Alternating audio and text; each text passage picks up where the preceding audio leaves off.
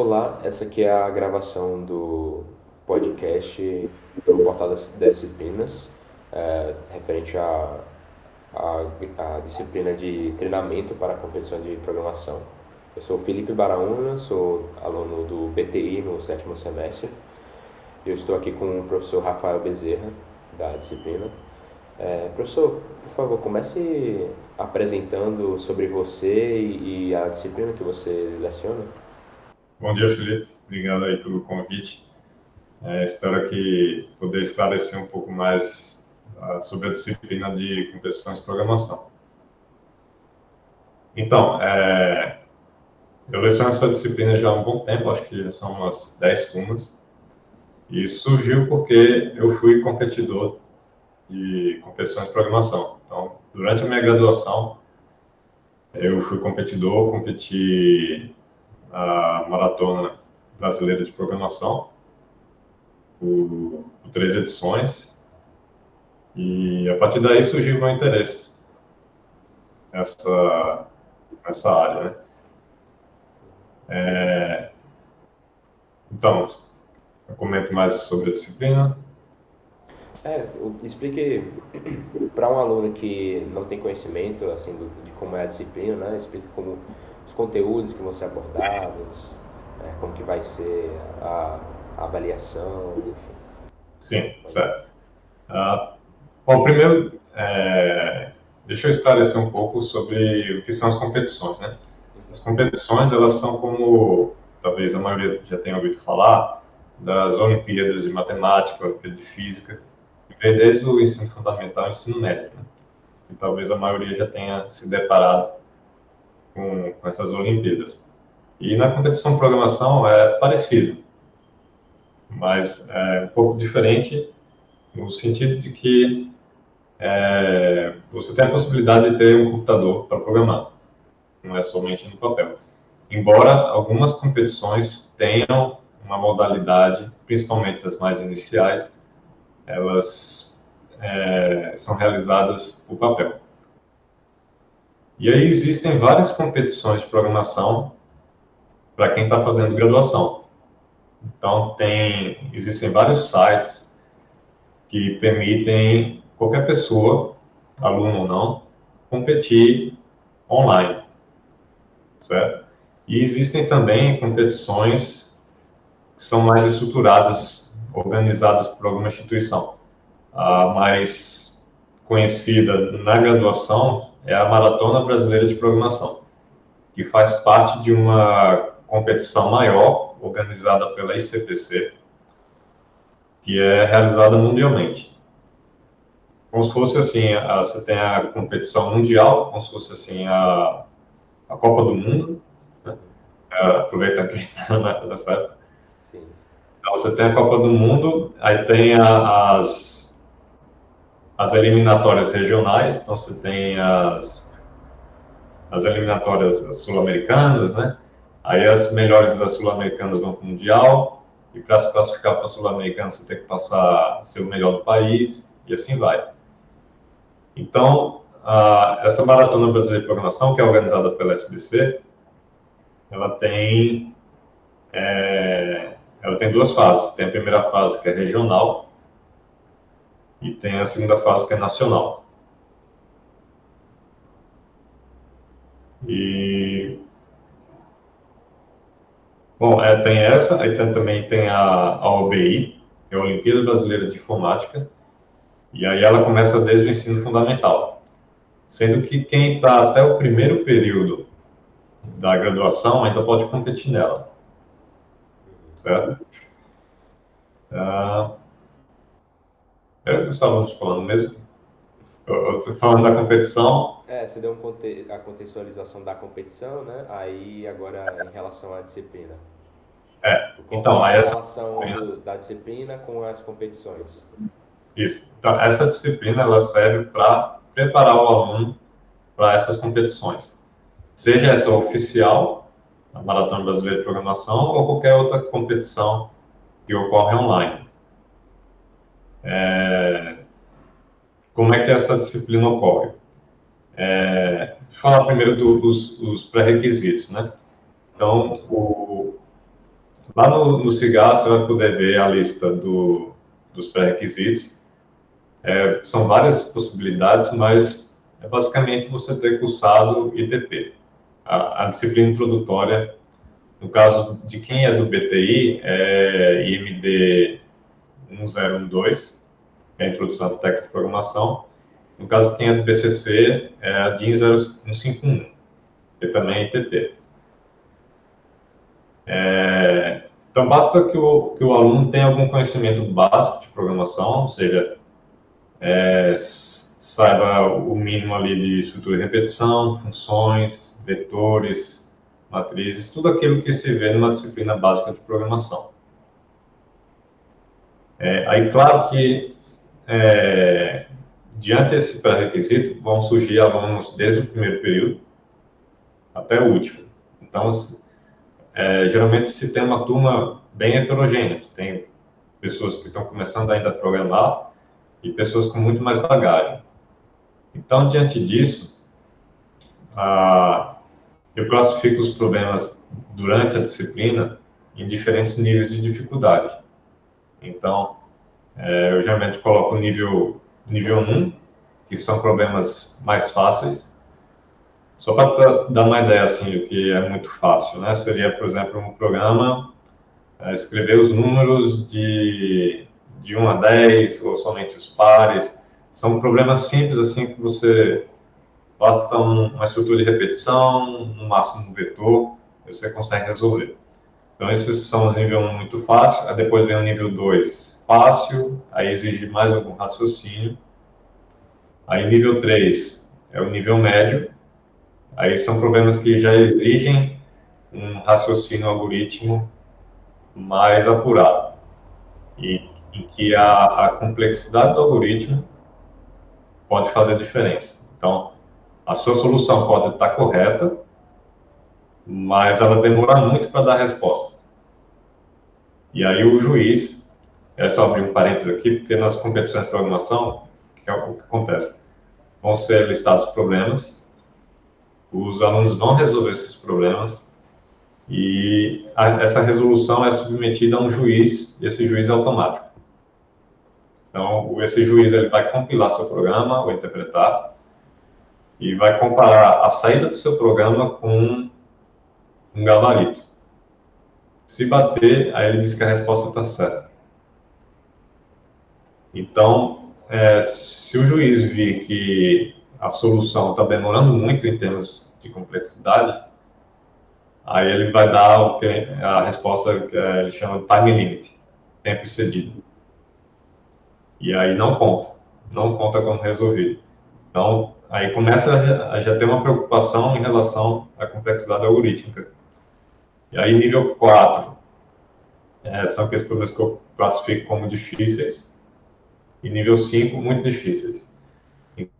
Foi bem até o nível 3, talvez. Aqueles de nível 4 e 5. E aí, claro, os de nível 4 e 5 são mais difíceis, eles valem menos. Então, menos pontos. Aí, ao longo da disciplina, como geralmente é feito? Na unidade 1, é mais para se habituar com as competições. Então, vai ter os contatos mais com esses problemas mais fáceis, se habituar a como é que os problemas são apresentados, como é que se utiliza os sistemas de competição, que são vários, né? Quais as possíveis respostas do juiz, o que fazer, como é que se aborda o problema.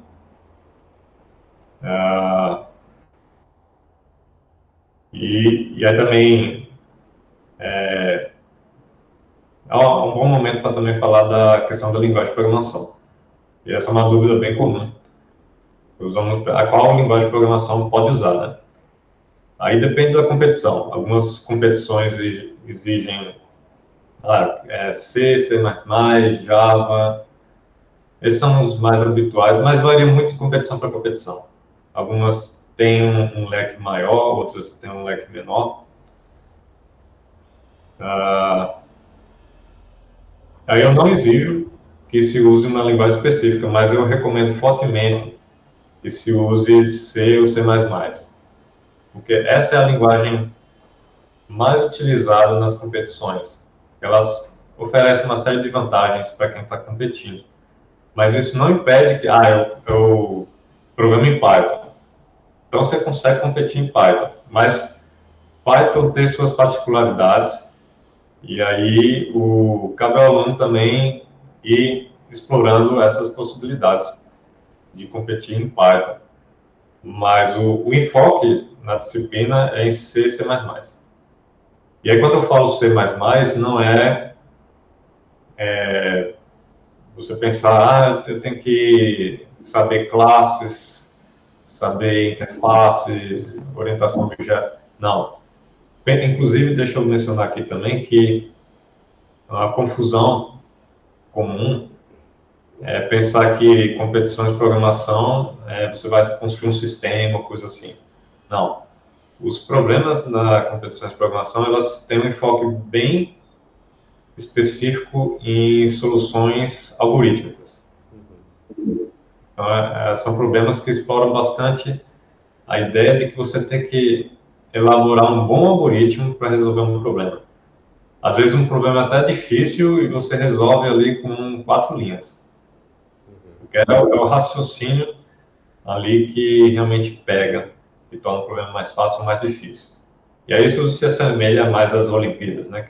Quem competiu em Olimpíada de Matemática sabe ali que é mais a questão do raciocínio do que você conhecer a linguagem ou coisa assim.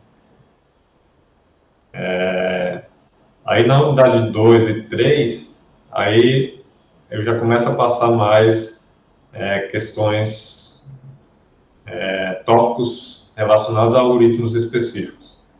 Então, algoritmos backtracking, algoritmos de programação dinâmica, de grafos, esses são os principais tópicos, até porque são esses os tópicos que mais caem nas competições. E aí, em relação à avaliação, eu costumo alternar entre teoria e prática. Então, tem aulas expositivas que eu vou explicar, o assunto é backtracking. Então, eu explico sobre backtracking, passo alguns problemas que já ocorreram em competições que exigem backtracking. Então, tem uma prática para isso. E aí, há outras aulas que são competições entre os próprios alunos. E aí, nessas competições, eu coloco problemas avulsos, assim, que não exigem nenhuma técnica específica, e coloco também esses problemas cujo conteúdo teórico eu passei anteriormente. Certo. Então, em relação à avaliação, é puramente resolver os problemas, né, nas aulas, nos contests, né? Isso. E uma coisa interessante que até você mencionou é que o aluno não necessariamente tem que conseguir resolver todos, né? Porque até tem uns que são bem difíceis de ser resolvidos. É normal o aluno conseguir resolver ali 2, 3, né? E aí, Isso. quando tem as outras unidades que estão mais focadas nas categorias específicas de algoritmo, como backtracking, programação dinâmica, essas categorias até têm um peso maior, até para incentivar o aluno a com que ele resolva esses problemas específicos e aprenda. Isso. E as competições, elas são bem assim, eles colocam problemas assim que dificilmente até o primeiro lugar não consegue resolver. É muito difícil alguma equipe resolver todos os problemas da competição. Então, falar também um pouco das competições, né? Como se dá essas competições, principalmente a maratona brasileira de programação, porque assim tem essa disciplina, mas quem cursa essa disciplina não é obrigado a competir nessa maratona, certo? Só para deixar claro. Então, nessa competição específica da Maratona Brasileira de Programação, se formam equipes de até 3 alunos, até não, são 3 alunos, tem que ter 3, e esses 3 alunos têm um computador disponível e tem que resolver um caderno de problemas em 5 horas. Então, são 5 horas puxado, né? Você tem que passar ali 5 horas, às vezes são 10 problemas, 12 problemas, e aí os três ficam ali com um único computador tentando resolver os problemas. Mas não tem somente essa, né? Todo sábado tem uma competição online, que eu até coloco na disciplina, que é o AT Coder. No AT Coder é 1 hora e 40, e aí é online, então você está competindo com pessoas do mundo todo, todos os países, você abre lá um ranking, tem todos os lugares do mundo. E aí, ele é interessante porque ele tem desde do que eu classifico como muito fácil. Então, você abre, ele coloca o problema em nível de dificuldade. Então, o problema A é o mais fácil que tem, depois o B é o em seguida, até um F, G, que é bem mais difícil. Então, é um bom site quem quiser dar uma olhada, antes de entrar na disciplina, dá uma olhada no problema A e ver se consegue resolver. Tem 1 hora e 40, assim, resolver o primeiro problema. Claro que aí talvez precise de alguma orientação ali para como fazer, né? Mas eu acho que é uma boa tentativa ali para ver mais ou menos como é. Só tem um detalhe, assim, o AT Coder, o Felipe está pagando agora, né? Sabe que o nível cresce um pouquinho rápido, né? Então, o problema A é bem fácil, aí o B já começa a complicar um pouquinho, aí o C já é nível 3, ali já é médio, e depois disso complica bastante o nível, né? É bem difícil. Mas a disciplina é para isso, é justamente para você começar a se habituar com esses problemas, começar a resolver e o objetivo é que ao final da disciplina você consiga evoluir nessa resolução. Sim, e aí como você falou, tem a questão dos contests, né, e do Artcoder, e aí acaba tendo que ter aulas no sábado, né, para ter a participação presencial do contest. Sim, sim. O AT Coder foi é uma coisa específica. Não sei se quem está assistindo esse vídeo, não sei em que momento vai estar assistindo, mas nos 2 últimos semestres colocamos essa disciplina com horário durante a semana e outro horário no sábado, coincidindo com o horário que o AT Coder é realizado. Então, acaba que nos 2 últimos semestres a dinâmica foi bem assim.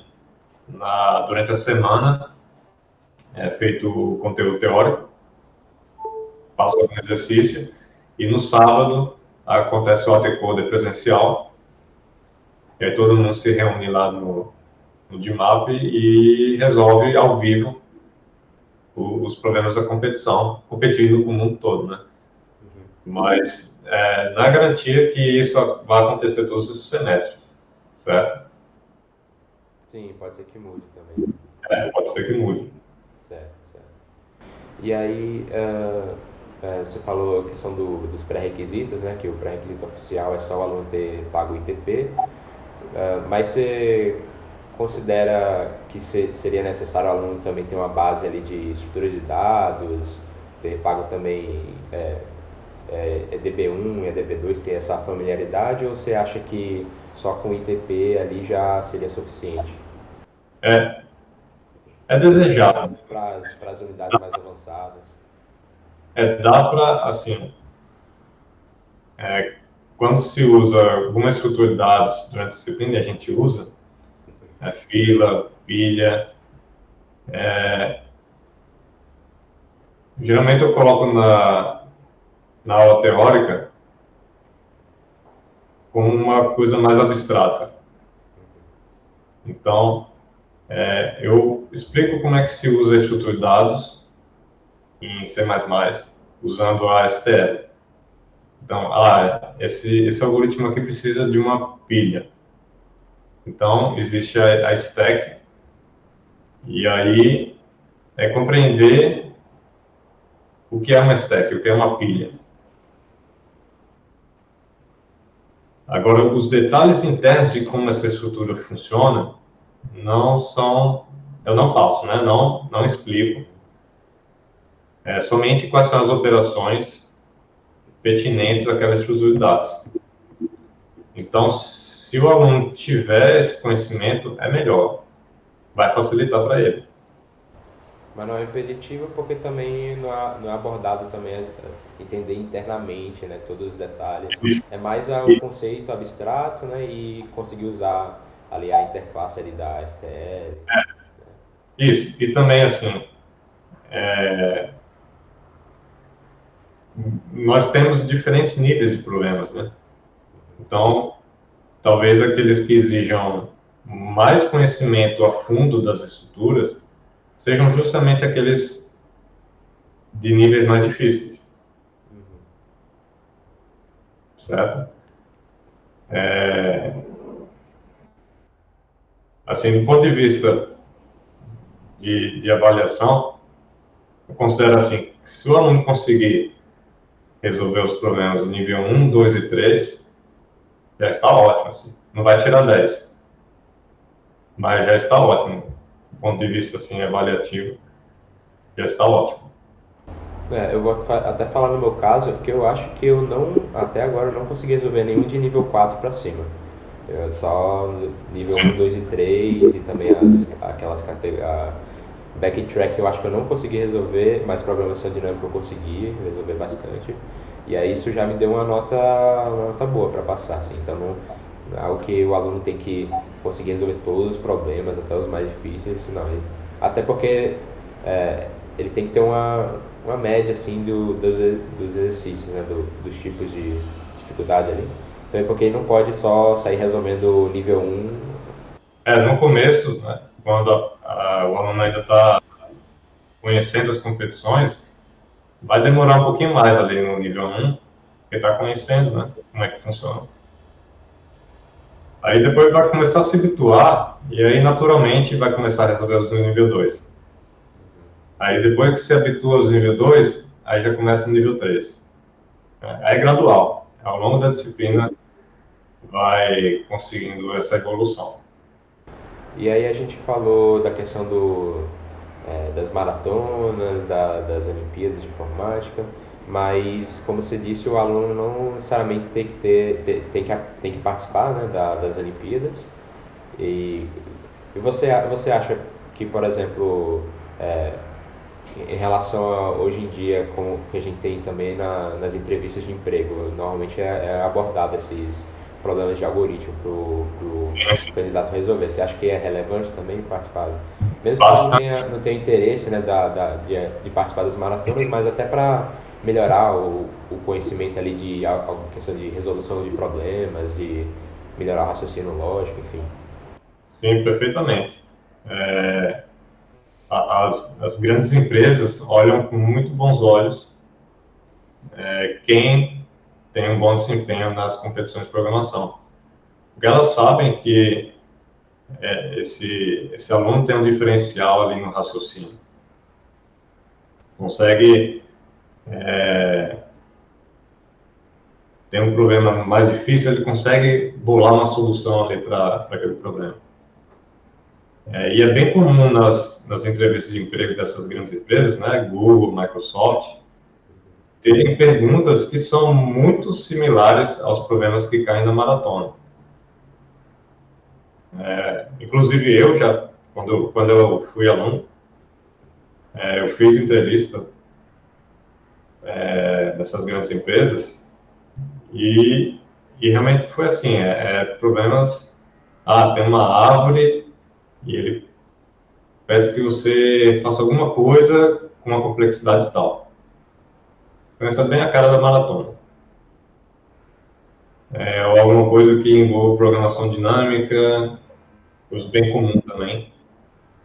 Então, quem de repente tem o desejo de entrar nessas grandes empresas, essa disciplina é ótima, porque realmente vai ajudar nesses aspectos. Mas quem também não quer, também vale, porque assim o ganho de raciocínio é bem elevado nessa disciplina. Assim. Você realmente precisa raciocinar bastante para conseguir resolver esses problemas. Isso traz um benefício para a formação muito importante. E em relação a obstáculos que o aluno pode acabar passando assim na disciplina, quais você acha que são os mais comuns que você acaba vendo dos alunos? Questão de dificuldade, tal, talvez por Sim. ter que praticar os exercícios, né, para ter que resolver os problemas para fixar bem, né, o conceito e conseguir resolver no contexto, como você vê aí. Eu acho que as principais dificuldades são o aluno levar uma resposta ruim do juiz, né? Uma resposta errada, ou o tempo excedeu, e aí você precisa ajeitar o seu programa. É onde é que está o erro, né?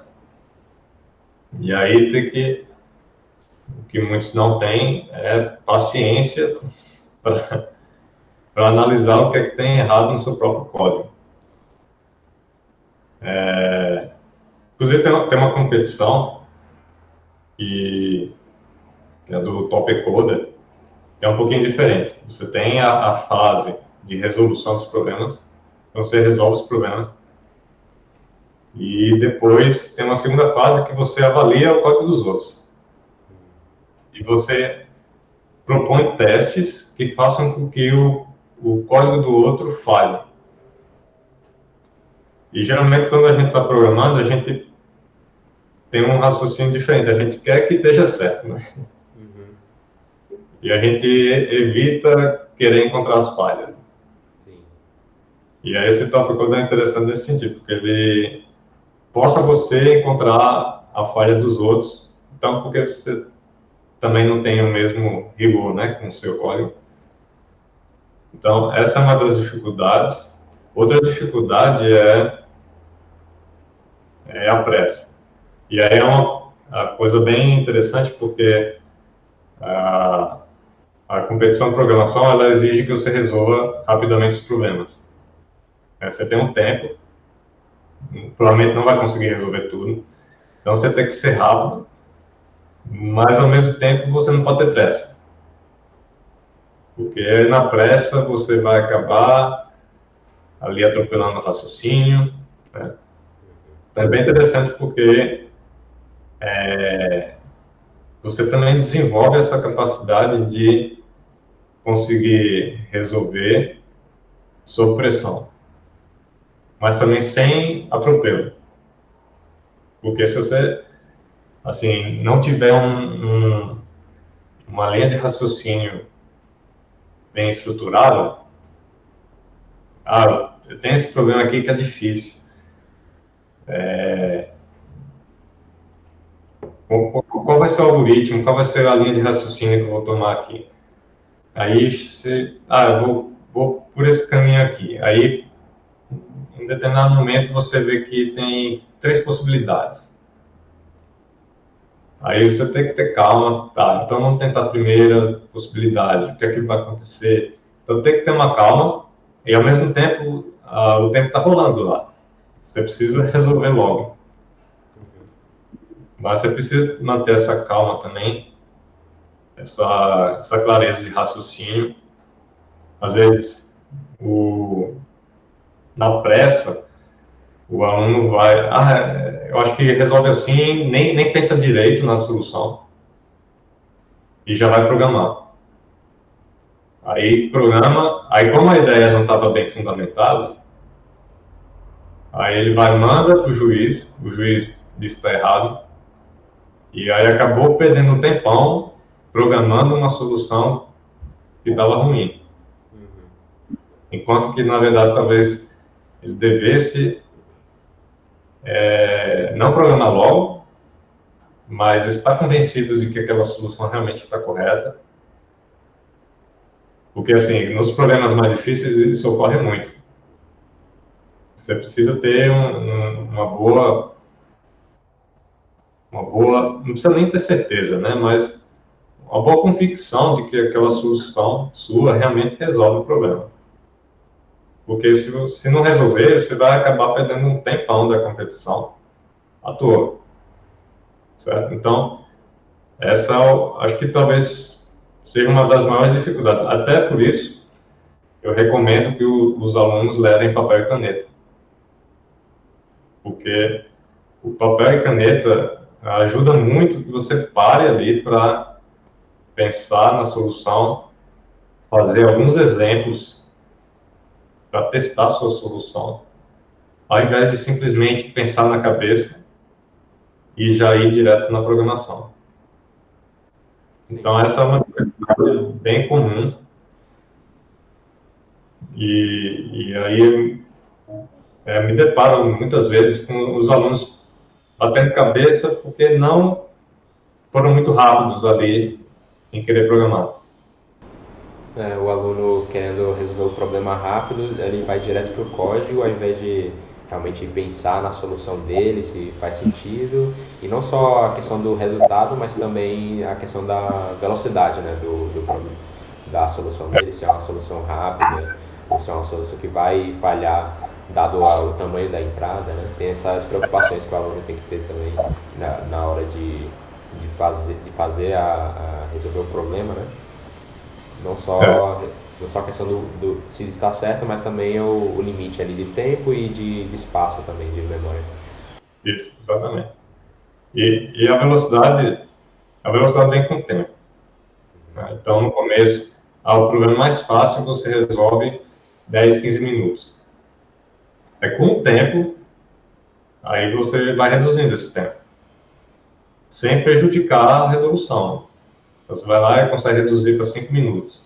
Isso naturalmente vai acontecer. Então, não precisa ter pressa nessa velocidade, porque a velocidade vem naturalmente. Perfeito.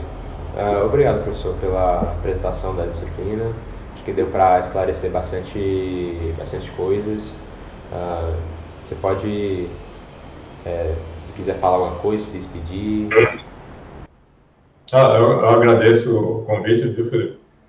E aí, qualquer dúvida, podem mandar e-mail para mim, rafaelufrn@gmail.com. Obrigado pela participação. Até mais.